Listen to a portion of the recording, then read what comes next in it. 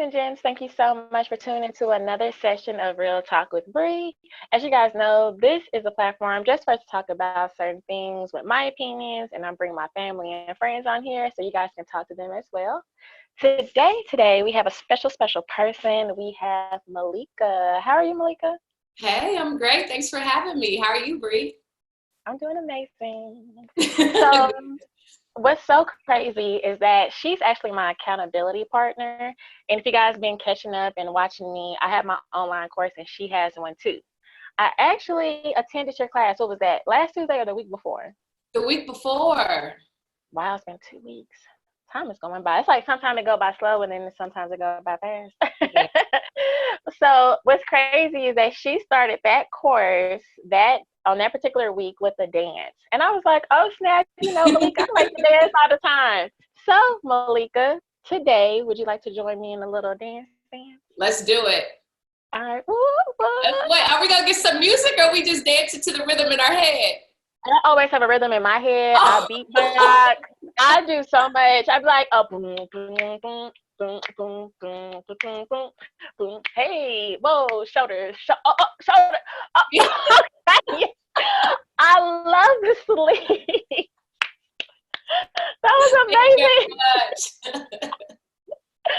All right, you guys. So as I mentioned, we both have online courses. And I actually watched IBTW. If you guys watch EJ and TJ, they were talking about accountability partners yesterday with their lives. So today, I wanted to go ahead and bring on my accountability partner because with the course, it was a lot for us to learn in a short time, and we set goals for one another, and we were able to get through it. So Malika has a course, mine is about podcasting, and hers is just about life and just figuring out who you are, valuing yourself, and what you put out, you'll eventually get it back. So Malika, I want you to talk about that because I just feel like it's so amazing. Everything that day, I was like, wow, like I took it back and I'm still doing it today. Oh, that is awesome. Yeah, I want to talk to you more about that. So to Bree's point, it is about life. And the biggest thing is that we spend a lot of our time at work. Well, not right now with the whole coronavirus. And some people are working even more. But the course is really about purpose and finding a job that works for you. But first you have to figure out who you are and uncover some things that work for you to even have the clarity to know what a job would look like that works for you. So it started for me trial by fire. Like I followed the formula of what I thought I was supposed to be doing, went to school, got a job related to my major. My major was economics, and I got a job in finance. And it looked really good, Bree, on the outside, as we've talked about. I was a financial analyst. It sounded hot. It sounded sexy, right? Making more money than I'd ever made before. And I was miserable. And that was the first time in my life where I've had, a lot of different challenges and other things. People could get it. You know what I mean? Like, oh, somebody is sick. Oh, somebody passed away. They understand why you're having a hard time. Well, this time my life looked good on the outside and people couldn't understand. It just felt so isolating because they're like, girl, you got your apartment, you got your job, you got this, you're making money. Like, what are you upset about? Right? What's the problem? And so that was really like a very challenging time to find my way. But what I learned is that, they say without vision, the people perish. That's in the Bible, I think, right? It is. Yeah. And so what I found is that really I was living the unfulfilled dreams of others because I didn't have clarity of what I wanted my life to look like. So I was walking into what made my dad happy and proud, or what made my mom proud, but it wasn't what worked for me. And that's what it was. It just wasn't a good fit because I didn't know who I was yet. So it's like a shoe, you know what I mean? Like some shoes fit your foot, some shoes don't. Some jobs fit your life and fit who you are, and some jobs don't. And that doesn't make either one of them bad or wrong. It just isn't a good fit. And I agree, because I know when I sat down with you and you made me think about, that little girl back in the day, who she was. It made me think that was the only reason why I decided to get my accounting degree when I went to my undergrad in Houston at TSU, because that's all I knew. My mom does finance. My cousin, she's an accountant. Everybody does a little finance that surrounded me. So I was like, I've worked with my cousin. I watched my mom do her work, and it just became easy, and it influenced me to choose accounting. I have not dealt with accounting maybe since 2013. Unless it was your own checks and cash and accounts. Yeah. That's it. Me figuring out my own expenses and balancing some things. But it really made me think about how back then as a little girl, that's all I knew. And that's what influenced me to do several things in life. And now, since I look back, it's like I know who that little girl was. And now who I am, it's like I'm still trying to find her, still trying to reconstruct her, still trying to figure out.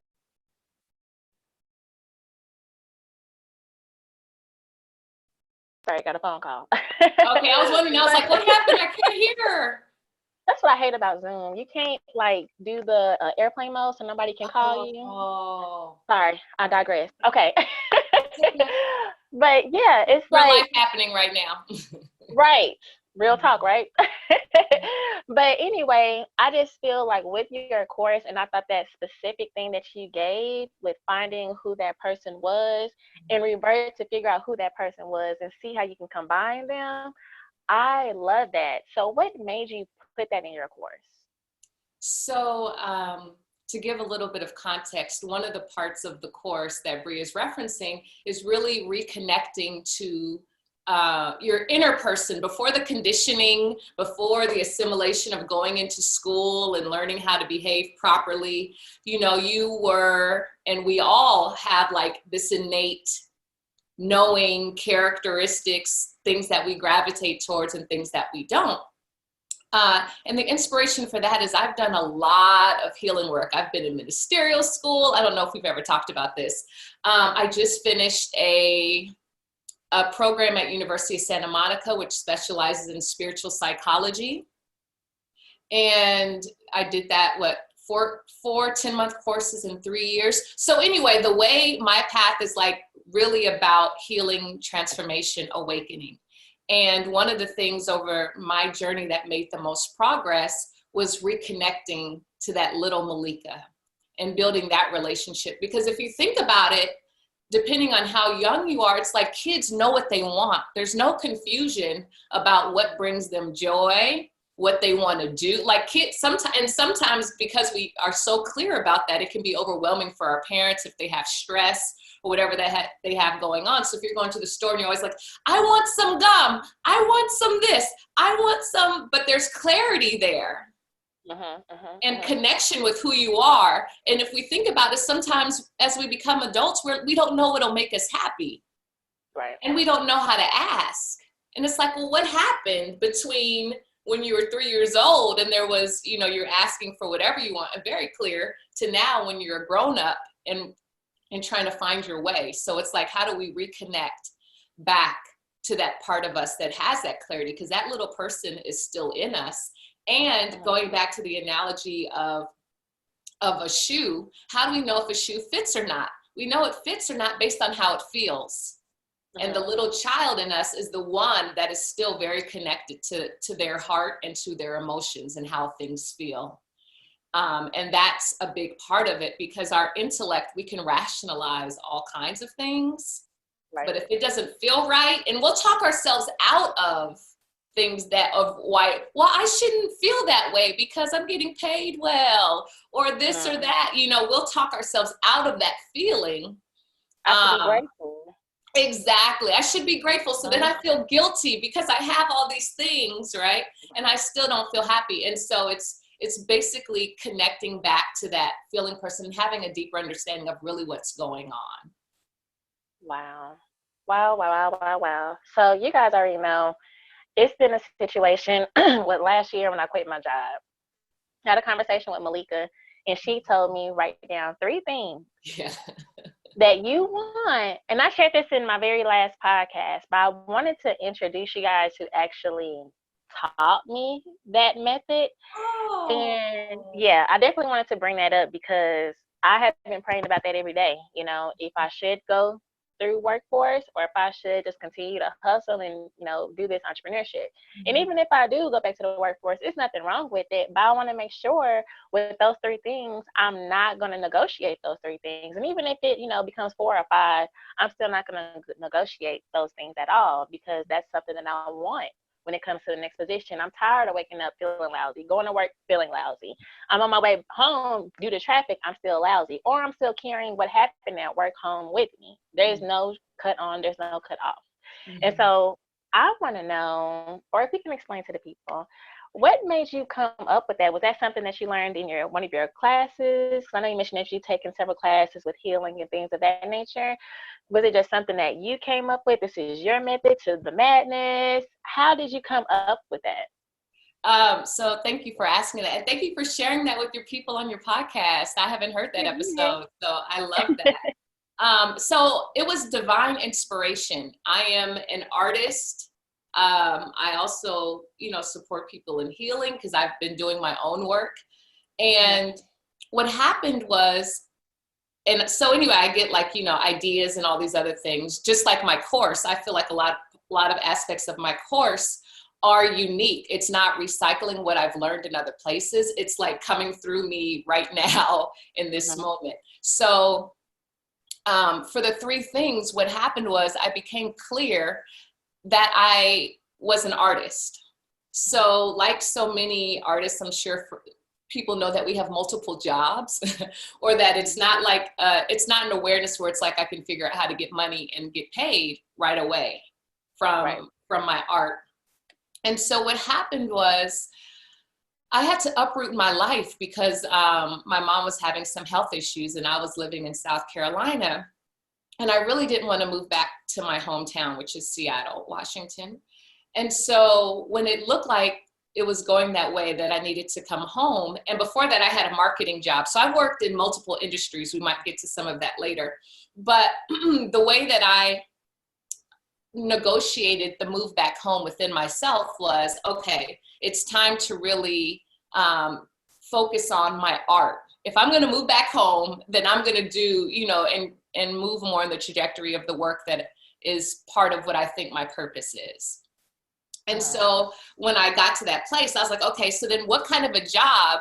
Because my course is about having a job that works for you versus you working for the job. Before, when I was in that finance, I was busting. I don't know if we can cuss, so I won't, but I'll say that I was working hard. I was working hard for the job. The job wasn't necessarily working so hard for me. And I'll add, and I'll get to how I got to the 3 points, but I'll say as a caveat, like using all of our job experiences as learning, not just learning for you to put things on your resume, but also learning about fit of what works for you and what doesn't. One of the things that I learned from my job that I didn't like was that it was like your life was not your own. I was salaried. Generally, you only get paid for 40 hours a week. You're working way more than that. Yes. So, yeah, exactly. And so then that helped me get clear that one of the things that I wanted with the job to support my work was flexibility. So my 3 criteria, like I said, it was divinely inspired, but it was like, what would a job look like based on what's going on in my life and what would support the things that are really important to me. And so one of them was like, shoot, I got to have a job that pays me enough to pay the bills. Hello. Yeah. So my dad used to say, romance without finance is a nuisance. Yes, I have heard of that.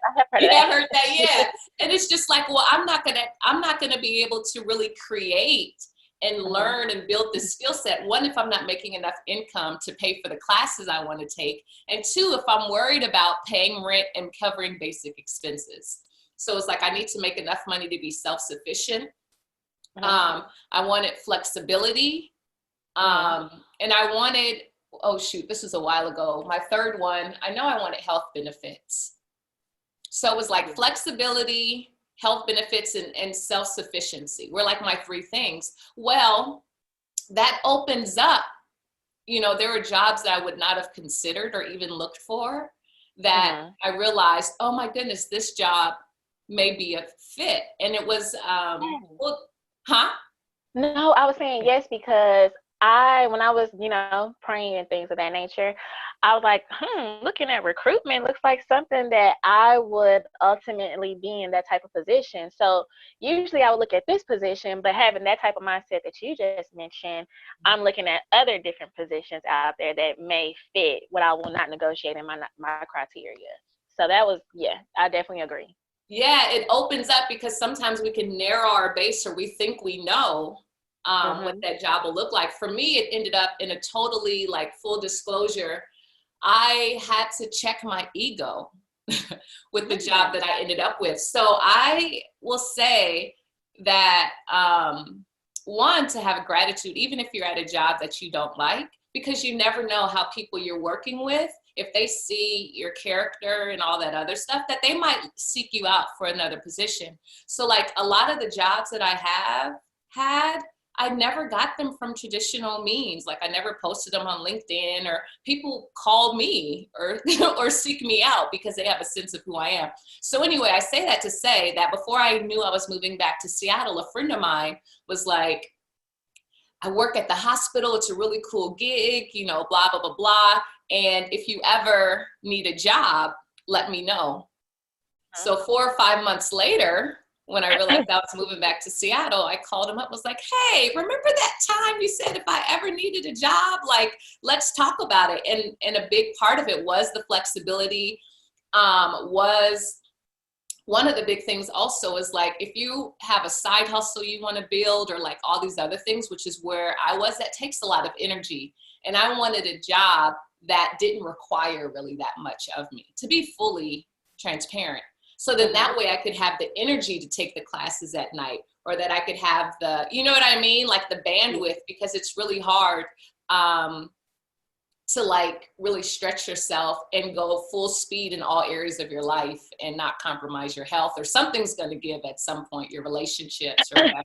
So I took a job that was smaller in some sense than my skill set, and didn't require that much of me energetically, so that I could invest that energy into really what I wanted to do. And I will say the thing that worked well in that relationship is that when I interviewed, I was transparent about that. Oh, really? So you said that in the interview? I Like, didn't not say that. no specifically, but in the interview, you wanted to know exactly what your duties were, so you'll know on the inside, like, okay, that may not take too much of my energy.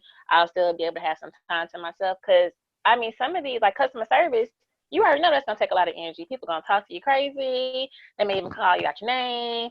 You'll just be really stressed. It's Because not funny, but yeah.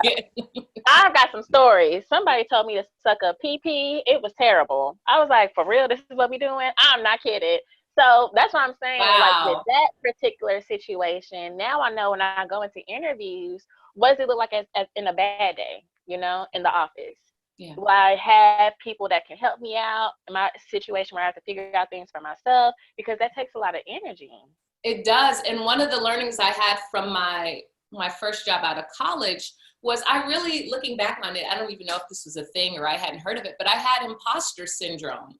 And there's this joke that Chris Rock would say, like, when you go on a first date, I'm not meeting the real you, I'm meeting your representative.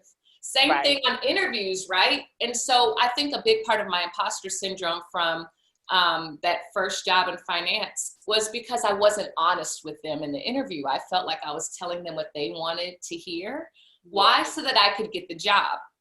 And then I felt almost like a fraud while I'm there because I wasn't myself from the jump. Just like in dating, right? Like you don't reveal who you really are. So then then it takes more energy to keep up. Unless you feel like you got them, then you let all of it hang out, right? But but what I decided to do, I was just like, I want to be myself. That was a learning. Like, I want to feel like I can be myself in my job. And how I start that on a date now, which has been a while, we keep in the 6 feet and, staying indoors. Right. But it was like, I want you to know what you're getting now, because if it doesn't work for you, then that's cool. Right. but I don't want to lead you on and then you find out down the road. Exactly. So how I did that in the job was like I've had a lot of different experiences. Nothing on my resume and work experience said that position was a fit for me. Like nothing on my trajectory said, because it was a service heavy position. And so I just spoke to that during the interview and I said, this is why this job works for me. I'm an artist. I'm this. And when I'm here, I'm going to give you 100%. These are my skill sets that are adaptable, that apply to this position, and laid it out. But when I'm not here, that was my other thing. If I'm not here, I didn't want that kind of job that is expecting me to be on ready, even though we did have pagers, but I didn't have the responsibility of like always having to check email when I wasn't at work or always, like all that stuff. And so I told them that's why this is attractive to me for these reasons. Yeah. And so then that way I knew if they hired me, if they were listening, right? And believe me, if they hired me, then that meant that worked for them. And it ended up working for them and it worked well for me. This is a long answer, but I'm going to cut it off in just a moment. But what I want to share from that is that over time, what ended up happening is that, and one caveat is even though it didn't require a lot for me in the job, like I still did really well. So it wasn't like I was skimping or not trying to do my best while I was there. And what ended up happening, because they knew some of my skill set and because they knew I was interested, like I also write, direct, I started bringing in more of that skill set and being asked to bring in more of that skill set into that job. So I ended up doing a lot of things that weren't even in my job description, but because they knew I had the skills and they knew I was doing all these other things on the side. And so they started to incorporate that into my work. I love that. Yeah. I love that because that opens up more doors, because at that point you can, continue to do what your passion is. Because I know for you, and get paid, because that's what the whole thing is. We're trying to figure out how we can do what we love to do and get paid. Because I know for me, it's like, I know in my last job, I didn't want nobody to know I was a podcaster. I didn't want nobody to know. Every time I go to the bathroom, I'm emailing people, I'm DMing people. I need people in my life like that. It was business over here and personal over here. Right. But with that being stated, it seems like it's okay to share some things. You don't have to share everything. But if they know that type of skill set, they can say, oh, we appreciate that, versus, oh, we don't feel like, everything that you're doing on the outside is affecting us here. I don't like that. It's like, I'm still Brianna. That comes with who I am. So I love that, Malika. Thank you for sharing that. Yeah, you're welcome. And then on the flip side, like they, when I did a stage play, girl, I wouldn't do it again. But going back to like bandwidth, I spent, it took me about 5 years from beginning to end, but I ended up writing, producing, directing my first stage play. Oh, well, I was working full time. And then right before we opened, I took some time off, but they were very supportive. Like I didn't hide or lie. And going back to the flexibility being one of the most important things, I accumulated time during different periods at work where I got the support of leadership to take off like literally 2 to 3 weeks of work to be able to make a filmmaker's boot camp with their support. And I had the vacation time and they knew what I was doing, but I told them who I was and why the job worked for me up front, and I had the great fortune, because I did do the work and I did it well, that when I asked for things in return, right, that they supported me in those things. And so when I did my play, not only were they really supportive, but a lot of coworkers bought tickets. Wow. And showed up. And even for my first short film that I did, I ended up meeting, he worked at the same organization I worked for, and he had taken acting classes at the same school that I was taking acting classes. He was the one who directed my first project. So we didn't even work in the same department, but then some of the people I worked with were extras in my first film. Wow. Yeah. So everything really just came together for you. I think it also comes with delivery and you not being so cocky about, oh, I'm just here just to get a check. I think that makes sense. I think that makes a difference when people do that. Like, I got this going on. I don't even have to be here. I just, this is just, my 9 to 5. I got something after this. I feel Mhm. like if you come in a situation with that type of mindset of just being open, this is Malika, this is me, y'all know, and we can also work together and make this thing happen.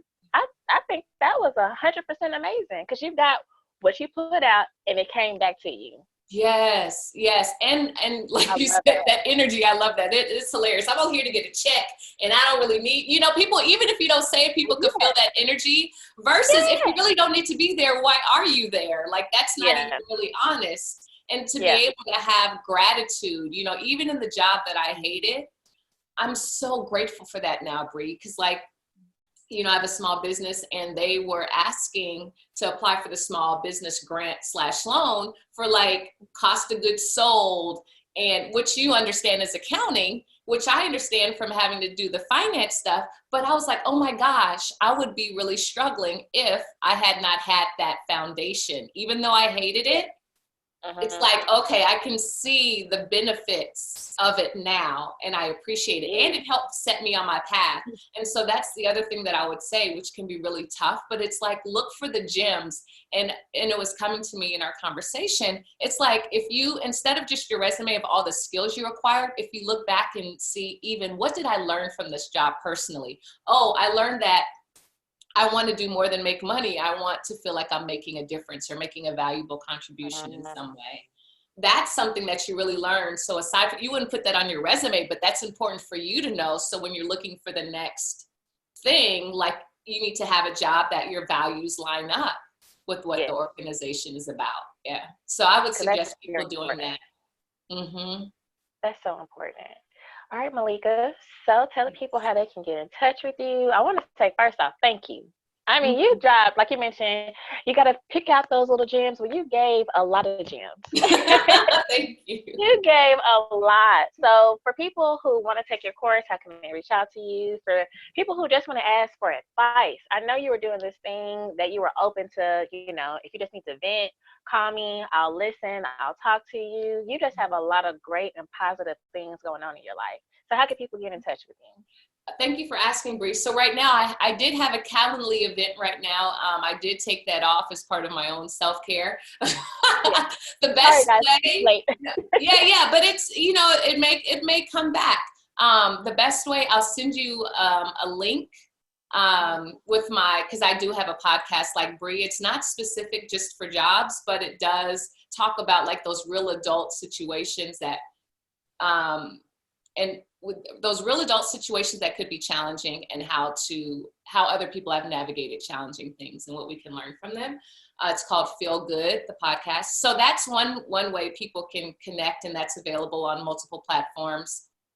Another way, it's going to sound indirect, but I'm on Instagram. That's probably my most reliable social media platform, and it's at Ms. MS Malika Lee. So that's another way people can get in contact. And that way is probably the most reliable, even better than like email or anything else. I don't have another course. I'm still in my first launch, as you're aware of. So that course, we should be coming to an end in the end of May. And then, I think people will want to party and enjoy some sunshine. So I probably won't do another one for a couple months, but I am open to working with people one-on-one. And if you don't have, this is the last thing, I'm still working on my marketing, you can give me some feedback. But the last thing is if, someone's not on Instagram, another way to reach me is email. And I'll supply you with all that stuff so that if you just want to put in the description so we can wrap this up, that would be great. I love it. And I also want to point out, you guys, as far as accountability partners, I can really say it was a benefit for me because we were both able to get our courses out. I was able to attend hers. We were able to give feedback to one another, just like she mentioned a little bit while ago. She's like, yeah, you can give me some feedback later. We legit held each other accountable for everything. So if you can just have maybe that one person or even two or three, that's a blessing if you can get more than one, just to have that in your circle. If you have a vision, if you got a plan and you feel like you got some goals that you need to accomplish, it's not a problem to talk to somebody, help you vent, help you get out some things, and then they'll hold you accountable to making sure you get those goals accomplished or making those different changes in your life. So I just want to thank you, Malika. You were that person for me, still are. We still text and be like, girl, what's going on with you? Even though the courses, we've already started them individually, but we still keep each other accountable for certain things. So I just want to thank you. You're amazing. And I just love your spirit. Thank you, Bree. I love your spirit too. And if I can just very quickly say that you did the same for me, because you know, some of those things like putting myself out there, even this invitation, I probably wouldn't have accepted, you know, had we not gone through this experience together. And so I appreciate your support and witnessing, like as I was willing to step beyond my comfort zone. So thank you. And we made it. Yay! Are we gonna dance? Are we gonna dance out of here? Oh. I love it. All right, you guys. Well, thank you so much. Make sure that you follow, you share with the class. This was a great session. So share with other people, comment, subscribe to YouTube, our podcast, Instagram, all that good stuff. So have a great one and see you next time. Bye. Thank you.